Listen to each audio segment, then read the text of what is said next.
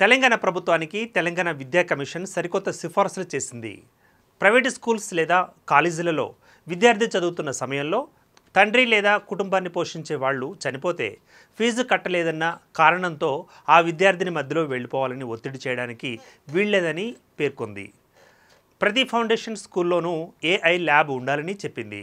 మధ్యాహ్న భోజనానికి ముఖ గుర్తింపు హాజరు అంటే FRS, విద్యార్థుల తల్లిదండ్రులు చనిపోతే ఆ ఏడాది ఫీజు రద్దు, ప్రైవేటు స్కూల్స్ కాలేజీలు 2 ఏళ్లకోసారి నిబంధనల మేరకు ఫీజులు పెంచుకోవచ్చని కూడా తన సిఫార్సు నివేదికలో ప్రభుత్వానికి కమిషన్ వ్యక్తపరిచింది. స్కూల్స్, జూనియర్ కళాశాలలలో ఫీజుల నియంత్రణ, మధ్యాహ్న భోజన పథకం పటిష్ట అమలు తదితర అంశాలపై కమిషన్ సమగ్రమైన నివేదికను అందించింది. పాఠశాల విద్యలో తీసుకురావాల్సిన సంస్కరణలపై కూడా ప్రభుత్వానికి కమిషన్ వేరువేరుగా నివేదికలను సమర్పించింది. ఈ సిఫారసుల అమలు నిర్ణయం ప్రభుత్వానిదే.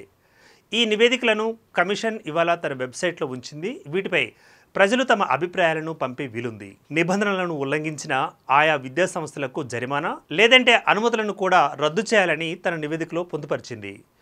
రిటైర్డ్ IAS అధికారి ఆకునూరి మురళి అధ్యక్షతన గత ఏడాది సెప్టెంబర్ 4వ తేదీన ప్రభుత్వం ఈ కమిషన్ను నియమించగా ఇవాళ తన సిఫారసుల రిపోర్టును ప్రభుత్వానికి అందించింది.